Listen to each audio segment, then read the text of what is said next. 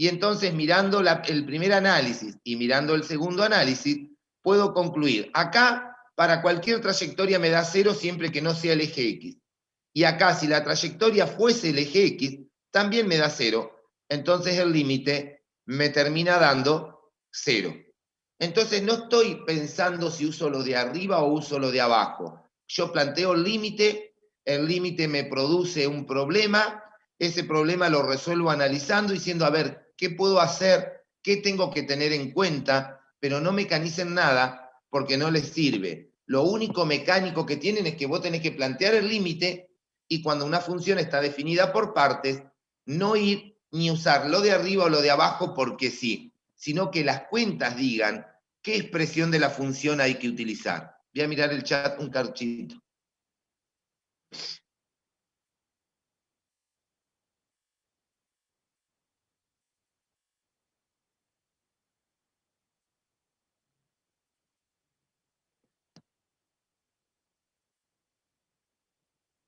Bueno, para la duda de Micaela que me habla del punto 1,1 y después me lo cambia por el punto 2,3, decirte que la trayectoria que tomás, la igual X, no pasa por el punto 2,3, entonces no estaría bien tomada la trayectoria.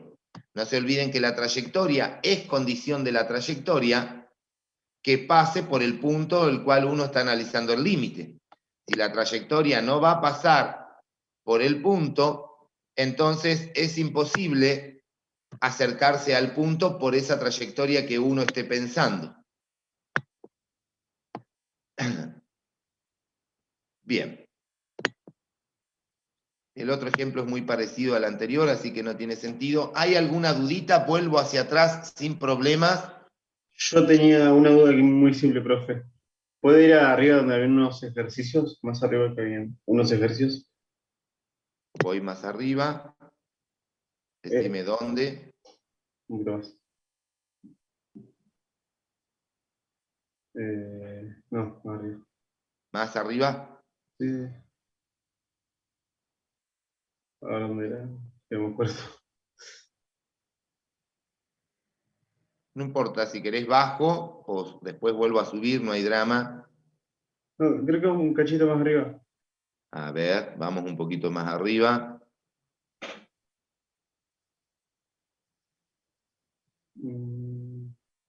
Ahí, el punto C. El C. Sí, lo que yo no entiendo, profe, es Bueno, cómo lo en el terminás de explicar el punto. Por ejemplo, ahí usaste dos trayectorias, pero lo que no me queda claro es al final si la función es continua o no. y el límite no existe, porque tomaste una trayectoria acá, la I igual X, el límite me dio 2. Tomé otra trayectoria, la I igual 0, y el límite me dio 0. O sea que Entonces, si para que exista límite tiene que ser iguales. O sea, tendría por todas que... las trayectorias, no solo por 2. O sea que si vos hubieses tomado estas dos trayectorias y por ambas te hubiese dado el mismo valor, tampoco podés decir que la función sea continua. Simplemente estás diciendo, mirá, me acerqué por dos lados, por dos curvas, y por ambas curvas la función tiende al mismo valor, pero no sabrías por la tercera si va a seguir el comportamiento igual o no. Entonces solo podés decir que por dos trayectorias son iguales. Las Ah, listo. trayectorias, recordá que, o recuerden mejor dicho, que están orientadas a que por trayectorias diferentes los límites me den valores diferentes. Entonces, si eso pasa, te dice, las imágenes tienden a 2 por un lado, las imágenes tienden a 0 por el otro lado, y si tienden a 2 por un lado y tienden a 0 por el otro, entonces la función está presentando un salto, por lo menos en esas trayectorias. Entonces va a ser discontinua, o sea, el límite no va a existir, y por lo tanto va a ser discontinua esencial la función. ¿Se entiende lo que digo? O sea, nunca mirar trayectorias para sostener que el límite existe. Las trayectorias están orientadas a agarrar dos trayectorias que me den diferentes, números diferentes, límites diferentes, y poder sostener que no existen. O bien el hecho de haber analizado dos trayectorias, 5 trayectorias, 10, 100 trayectorias, y que todas me den el mismo valor, entonces uno intuye que debe ser ese el límite y no sabe cómo calcularlo, o está la otra posibilidad. Quizás no se te ocurrió la trayectoria adecuada todavía. ¿Se entiende? Claro, profe. Gracias. Era eso, ¿no? Ok. Profe, ¿Y? con eso de las trayectorias, por ahí, cuando te tendían el X y el Y tendiendo a números distintos del 0, 0, por ejemplo, el 1, 3, así ejemplos parecidos, Sí. se me complicaba mucho para poner las trayectorias. ¿Puedo poner una Claro, trayectoria lo más complicado que quiera o no se me complica esa no, parte? en realidad lo que uno busca es que las trayectorias sean simples, así como yo agarré la igual X que pasa por el 0, 0, entonces yo digo, por ejemplo, que vos estés trabajando en el 2, 3. Bueno, armá una recta que pase por el 2, 3. ¿Y qué pendiente le pongo? La que vos quieras, mientras le pongas que pase por el 2, 3, ya está, y ahí ya tendrías una recta. O agarrás una función raíz cuadrada, es la raíz cuadrada de x, suponete, pero esa no pasa por el 2, 3. Bueno, pero ¿qué hago? La desplazo. Le pongo x menos 2 más 3 y ya está pasando por el 2, 3. O sea, ahí lo que hay que utilizar es el desplazamiento de las funciones, digamos, ¿sí? Para hacerla pasar por el punto que uno necesita en el ejercicio. Es agarrar una función que es la función básica, la función original, y la desplaza. Buenísimo. Y yo había visto, profe, buscando cómo resolver algunos límites, algo de una forma de resolverlos de forma polar, ¿puede ser? Sí, lo que pasa que nosotros, en principio, no vimos coordenadas polares. Entonces hay muchos límites que trabajados en coordenadas polares se simplifican, pero nosotros no lo vimos y de hecho ajustamos los ejemplos del práctico para que salgan de otra manera sin necesidad de recurrir a coordenadas polares. El problema de las coordenadas polares, y esto va entre paréntesis, es ¿por qué, profe, no nos das coordenadas polares si nos está diciendo que simplifica el cálculo de límite? Porque hay toda una teoría atrás. Trabajar con coordenadas polares implica hacer una transformación, pasar del plano XY al plano donde interviene R y θ. Y esa transformación no siempre es válida. Por lo tanto, el cálculo de ese límite no siempre es válido y lleva mucha teoría matemática atrás para poder ver si en coordenadas polares lo calculaste a ver si es válido o no en coordenadas cartesianas. Entonces, con la intención de evitar eso, es que nosotros directamente en la parte del límite sacamos coordenadas polares, porque no es llegar y usar, hay todo un bloque teórico atrás que sostiene la validez de ese cálculo en coordenadas polares si se puede sostener en coordenadas cartesianas, porque no siempre es así, digamos.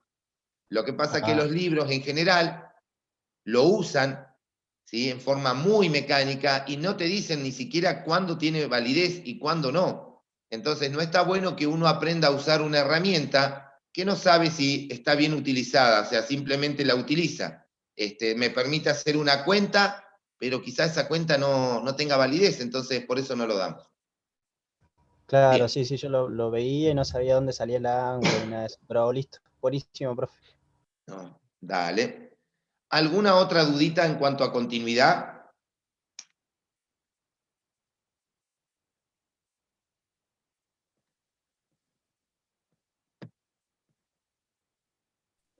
No, profe, yo no, por lo menos. Bueno, entonces, si no tenemos duda en cuanto a continuidad, voy a trabajar con derivadas.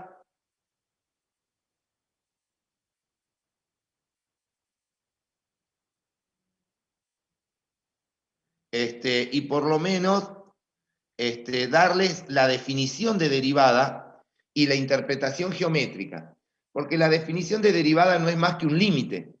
Entonces, por eso, si vos tenés claro límite, continuidad no vas a tener problema, y si tenés claro límite, tampoco vas a tener problema en derivadas.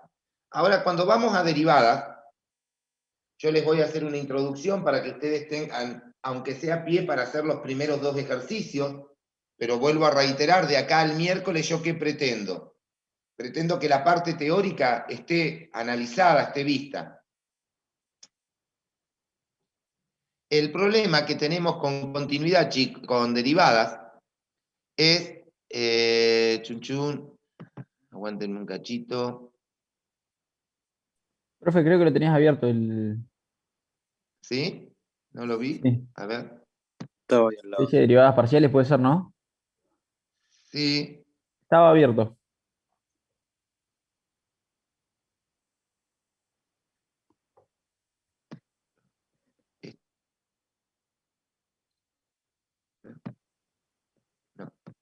no me lo muestra a mí. Ahí Continuidad, límite, continuidad. ese que dice derivadas parciales 3, profe, arriba del todo.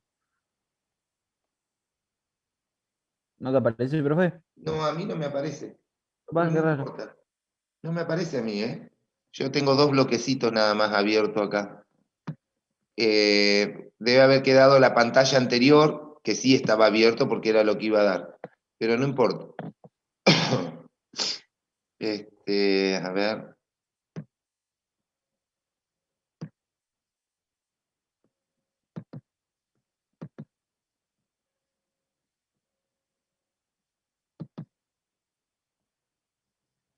Acá está. Bueno. Ahí comparto pantalla. Bueno, acá tenemos derivadas. En principio, yo voy a hablar mucho hoy. La clase que viene voy a hablar poquito y voy a hacer cuenta, entonces voy a ir mucho más rápido. En principio, ya de entrada, sacate la palabra derivada. Acá no existe la palabra derivada, existe derivadas parciales. En análisis 1, vos decías, tengo una función y tengo su derivada primera, o su derivada segunda, o su derivada tercera. Bueno, resulta que en análisis 1 vos tenías una sola variable independiente que en general la representabas con la letra X. Pero acá nosotros, como estamos trabajando con funciones que van de R2 en R, entonces en realidad tenemos mínimo 2 variables independientes si estamos trabajando en R2, que en general las representamos con la X y con la Y. Entonces, cuando vas a derivar, la pregunta es, ¿cómo la derivo? Porque hay 2 variables. Entonces, para derivarla, lo que vamos a hacer es derivar o mirando una variable o mirando la otra variable. Entonces, la función que uno da va a tener 2 derivadas. La derivada que se llama respecto de X y la derivada que se llama respecto de Y. Y es por eso que hablamos de derivadas parciales y no hablamos de una función y su derivada, porque no existe su derivada.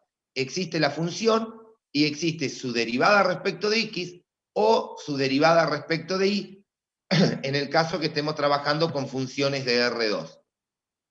¿Se entendió lo que dije, chicos? Sí, profe. Sí, profe. Bien. Entonces ahora hay que aprender a derivar. Para aprender a derivar, nosotros traemos y arrastramos ciertas cuestiones de análisis 1 que terminaron siendo viciosas y o hacemos mal las cosas porque lo convertimos en algo muy mecánico o en realidad porque lo hacemos y en realidad no sabemos lo que estamos haciendo. Esos son los problemas con los que nos encontramos acá. Entonces yo de análisis 1 necesito, primero, ¿cuál era la definición de derivada en análisis 1? Para poder ver y entender, porque eso me va a ayudar, mejor dicho, a ver la diferencia con una derivada parcial en análisis 2. Y además necesito la interpretación geométrica de la derivada que vimos en análisis 1, qué significaba geométricamente derivar, para poder ver qué significa en análisis 2 derivar parcialmente. Si esas cositas yo no las tengo, entonces me voy a encontrar con problemas cada vez más grandes. ¿Por qué? Porque empiezo a aumentar la teoría, a ser más abstracta y no tengo la parte concreta o lo básico, no lo tengo incorporado. Entonces, acá lo único que pusimos en la primera fue la definición de derivada de una función, pero una función de las de análisis 1, la función con dominio en reales y que me da como imagen un número real. Entonces tengo la función x menos 2 al cuadrado. Entonces yo voy a ir por partes y ustedes me van parando, porque la idea mía de hoy es que ustedes se queden con el esquema y solo con la definición de derivada. Entonces, cuando me das esta función y me dice hallar por definición, empiezo a plantearme cosas enseguida. En análisis 1, ¿qué teníamos? Bueno, podías hallar por definición una derivada o podías usar las reglas de derivación. Pero a veces no era válido usar las reglas. A veces Profe, estaba... Sí. no, disculpe, ¿va a grabar la clase? No la voy a grabar porque lo que pasa es que como tengo este Zoom de 40 minutos, se pierden las conversiones porque lo vuelvo a usar y no me graba la última nada más. Las otras las voy perdiendo, por eso no puse grabar.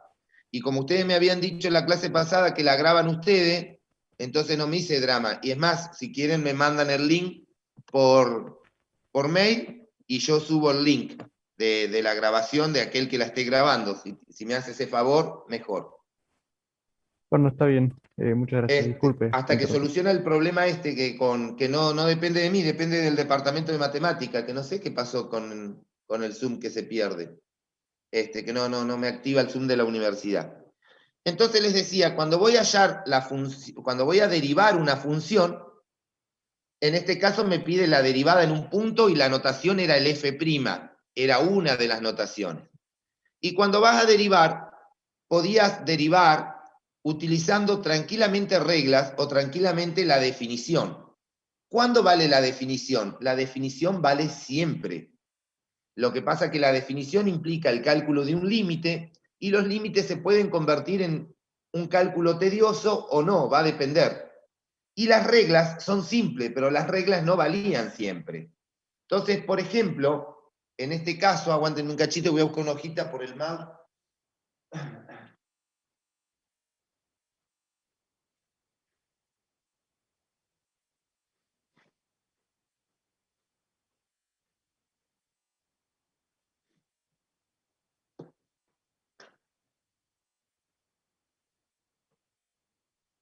Entonces, por ejemplo, acá yo podría derivar por reglas y decir que la f' de x, la derivada, es, en este caso, como es una función polinómica, bajo el exponente 2 de x menos 2 por x elevado a la 2 menos 1, o sea, elevado a la 1, por lo que está dentro derivado, que sería un 1. Pero si vos lo hiciste por reglas, observen que esto es una función.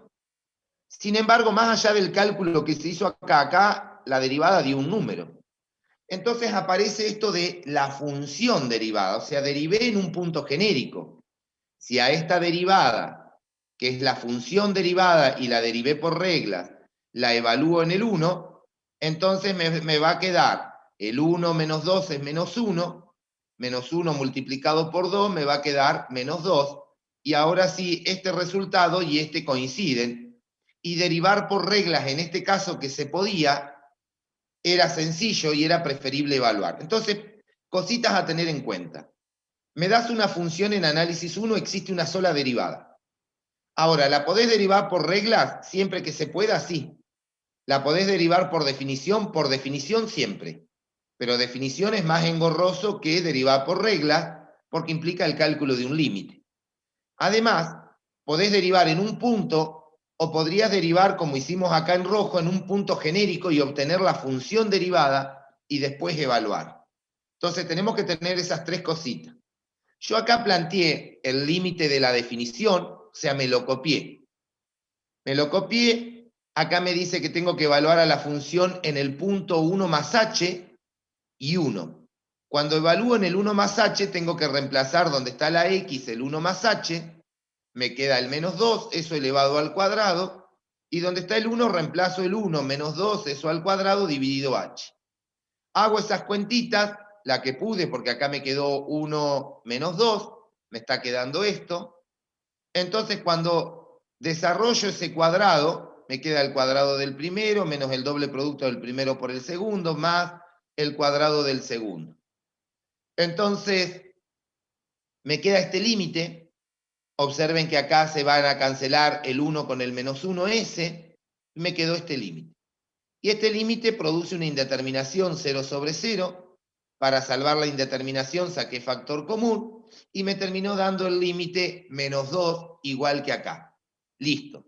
Apliqué la definición de derivada, y también acá les mostré de usar reglas cuál era la diferencia, que me obtengo la función derivada, no la derivada, y la función derivada después, si la evalúo donde necesito, voy a obtener la derivada en el punto. Entonces la derivada en un punto es un número. En caso de existir, es un número. Y ese número nosotros sabíamos que representaba la pendiente de la recta tangente.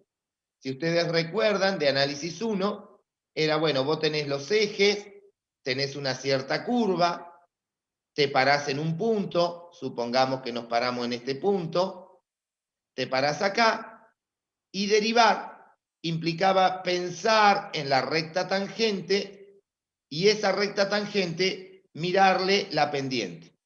Entonces, si la derivada existe, es la pendiente de la recta tangente.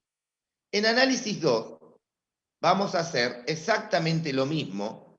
Vamos a usar una definición que es equivalente a esa definición que tenemos ahí.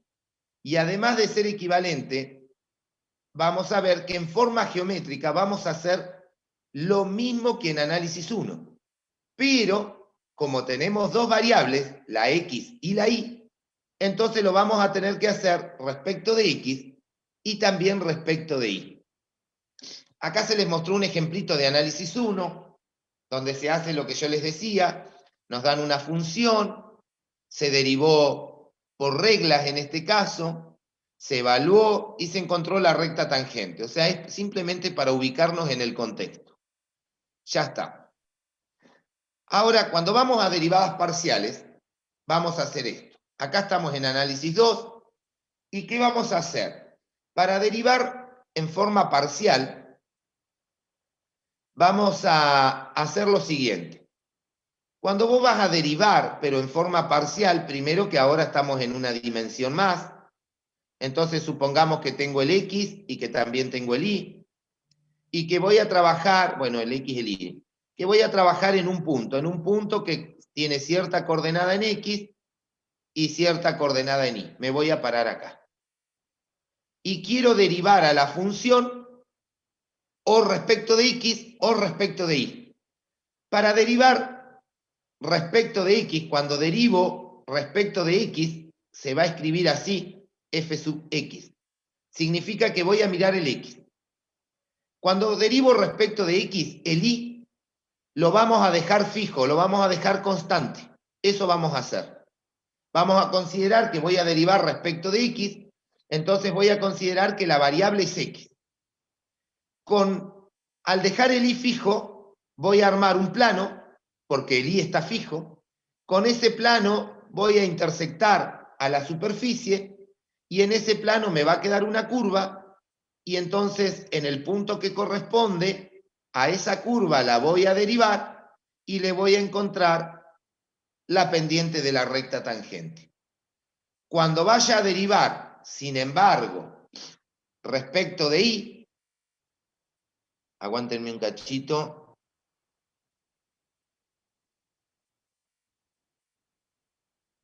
Cuando voy a derivar respecto de y, entonces voy a anotar f, pero sub i, para indicar que derivo respecto de y.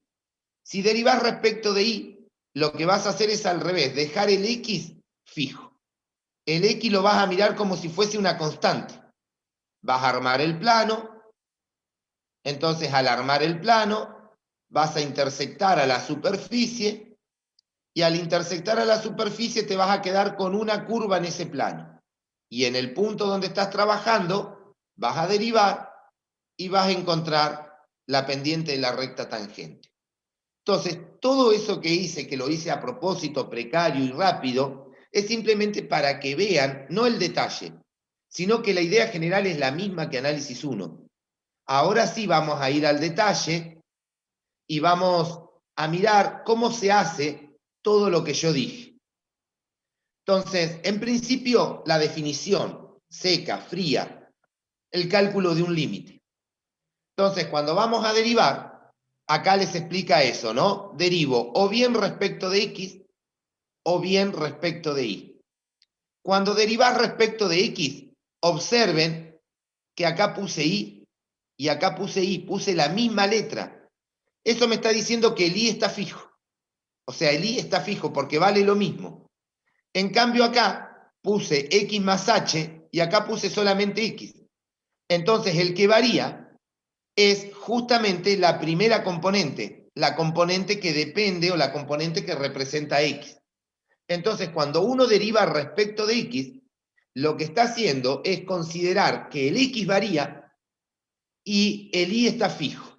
En forma gráfica, vuelvo a repetir, eso significa, si el X varía y el Y está fijo, entonces eso significa que si uno está en el punto, en un determinado punto,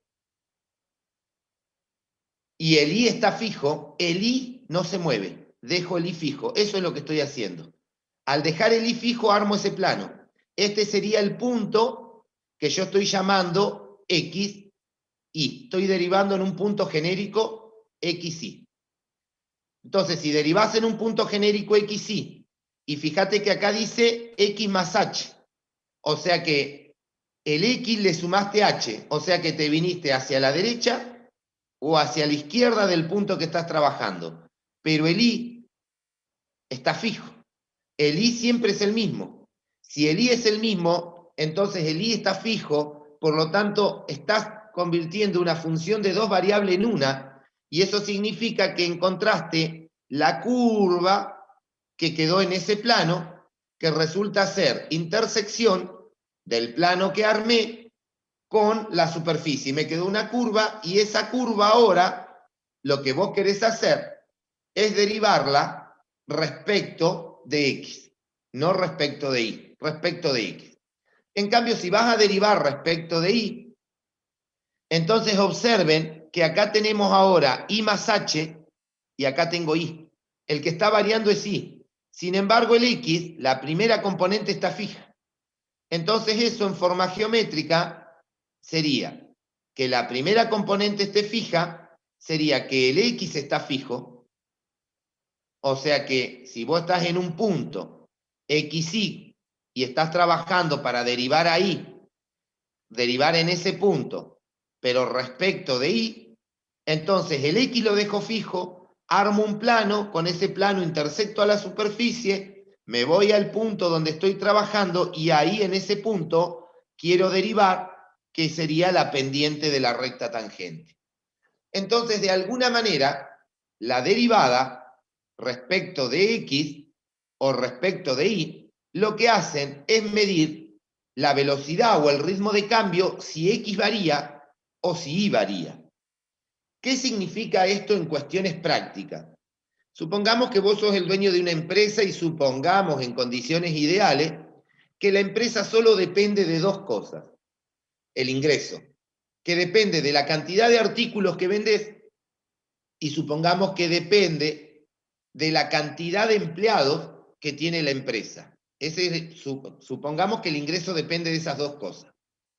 Entonces uno puede pensar, dejo la cantidad de empleados fija, tengo 100 empleados, los dejo fijos, y miro el ingreso, cómo puede aumentarse o cómo puede variar su velocidad si yo fabricara más o si fabricara menos. Entonces estoy diciendo de esa manera que estoy analizando cómo cambia el ingreso respecto de la variación de artículos que se fabrican, dejando la cantidad de empleados fija. Otra posibilidad sería al revés.